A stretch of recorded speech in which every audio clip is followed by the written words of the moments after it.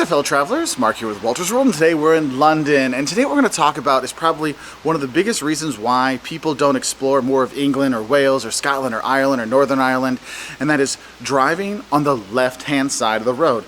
Not the wrong side of the road, the left-hand side of the road.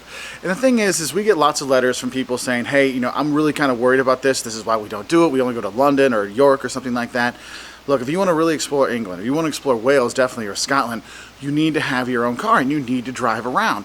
And so what we're going to do is cover some of the things you should know about driving in England and Wales and Scotland and Ireland and Northern Ireland, stuff like that, in this video so that you're better prepared, so you feel more comfortable, because you really need to do that to really explore these beautiful countries. And the thing is yes, they drive on the left side of the road, but the thing is that's not the toughest part, okay? After a day, you're used to driving on the left side of the road. If you've got GPS, a lot of times they'll have the little warning system. Don't forget to stay on the left, stay on the left. So it's not really that big of an issue after the first day. Okay, the first day you're like, whoa, this is weird. But after a day, seriously, you're kind of okay with it. What's really troublesome are the roundabouts when you go through, okay? So we're gonna talk about that, among other things. And what I wanna do is I actually wanna start when you're renting your car, okay? When you're coming to any of these countries, the UK or Ireland or whatever, there's plenty of car agencies you can get, you know, the big ones like a Hertz or a Europa Car, Enterprise, Alamo. They have those here, no big deal. Also, there's smaller firms as well you can rent from, local firms. So getting a car rental isn't too bad, isn't too difficult. It's the same as anywhere else in the world. What's also cool about coming to the UK or Ireland is they don't ask for an international driver's license from US travelers. So you've got your US license, you should be fine. If you want to pick up one at your AAA, you can go get one and have that in case you're going to go to Greece or something like that, okay? But for here, usually you're just fine. Now, when you're renting your car, what you need to realize is most of the time you're going to get a stick shift, a manual transmission, okay? So it's going to be on your left side. Now, the numbers are in the same spot as they are in the US, no big deal, but I know a lot of people now don't drive manual in the US because it's really hard to find manual cars in the US. But here, man, that's the de facto one you're going to get at your car rental place. You can get an automatic, but you're going to pay a severe price premium, like a lot more money to get the automatic versus the stick, but it is an option out there you can do. Also, if you are driving stick, one thing I would say is reverse. If you can't figure out how to get it into the R position, there's a little plunger thing that you put your fingers on and pull up, and then you can put it in reverse. It's so you don't accidentally hit it in reverse by accident and hit a car, okay?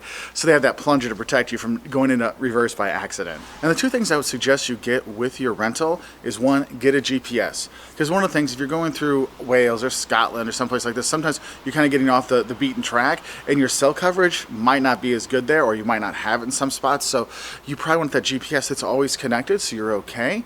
Also, the GPS really helps with the roundabouts, because it'll say, take the third roundabout and do it now, you know, and they're pretty much more up to date than your phone is, so that can make life a little easier.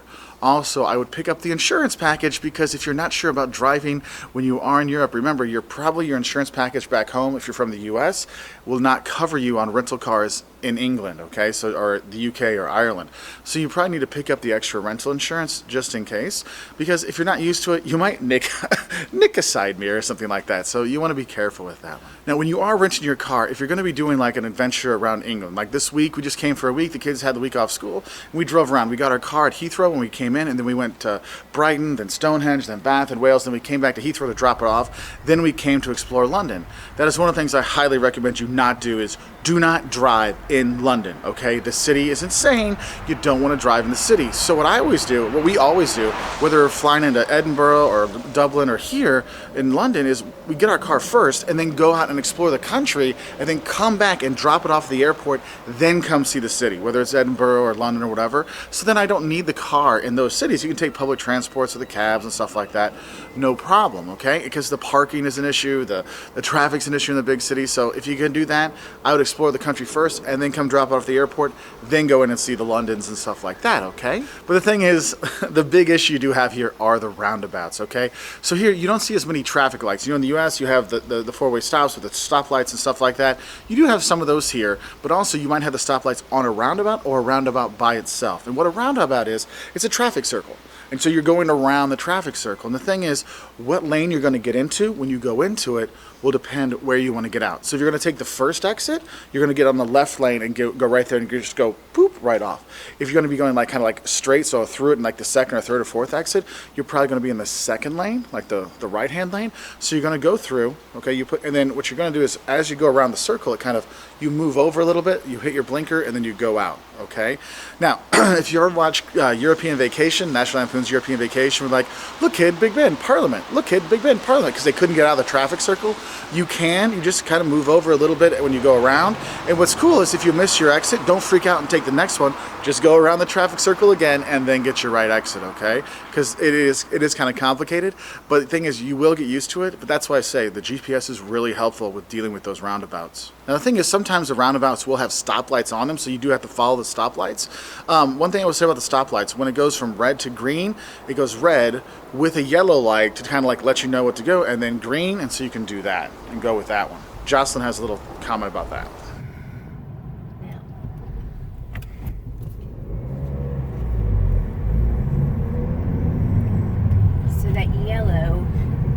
So when it turns yellow like that, it's just giving you warning so that you can get back into gear, so you're not sitting at a stoplight with your foot smashed down on the clutch for hours and it gets painful. You have a little bit of warning, but don't go at that. Okay, now turn that thing off. So I know when you drive in the U.S., you used to see the state cops on the side of the road trying to get speeders and stuff like that. Well, the next stuff I want to talk about are the cops and tickets you might get when you are here. One thing you need to realize is the police and the firemen and stuff like that, they have their lights on all the time when you're going around the country. So don't like freak out and say, I got to pull over. They'll have their sirens on too. That's when you really have to pull over. But don't think they're pulling you over because they have lights on. They just have their lights on all the time. So that's going to help you out. Another thing you want to know is there's variable speed limits on the motorway. So the motorway is the big highway, you know, with limited exits. The A roads, that's like the main back roads kind of stuff that you'll go between cities on the off-beaten path. Yes, and you will deal with a lot of rain when you're there too, like I am now. And you want to be careful because it can get slick, you can hydroplane and stuff like that. So do be careful when you are driving.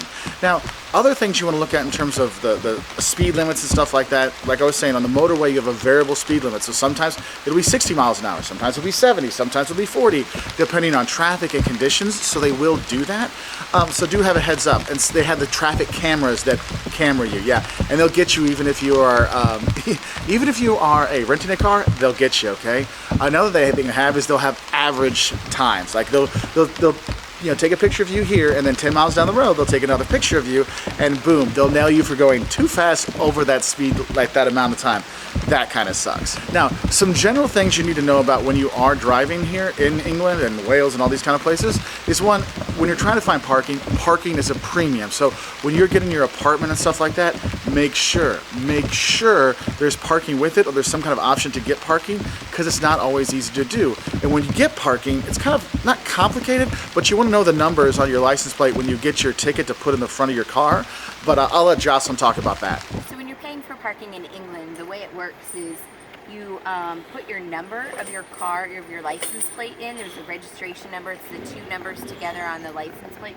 You put that in, you put the card, your coins in, you push the green button, and out pops your ticket that you put on your dashboard, and obviously change comes out there. But anyway, so you need to know those two numbers on your license plate.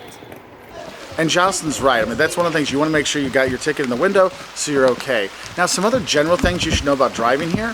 One thing is you'll see they use miles for the distances and also the speed you're going to use. So there is that, which can be confusing if your GPS is in kilometers. So sometimes the numbers don't quite line up. So that can be kind of tough. When you get gas, though, you get gas in liters. And the gas here is very expensive. Like, if you compare it to the US, you're getting like 1 liter for the price of 1 gallon of gas. So you're going to add up your money when you are here. But what's cool is when you rent cars, there's smaller cars here, so they get better gas mileage, so that's kind of helpful. So something to keep in mind when you do it.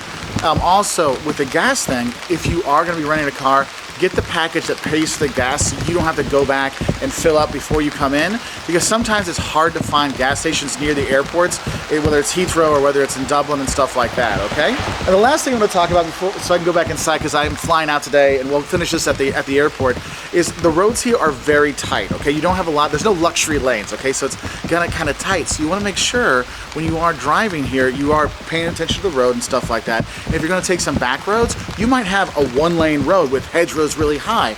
It's okay, that happens. And so if someone's coming the other way, make sure you turn into like the hedgerow a little bit or the little cutoff so that person go by, or vice versa.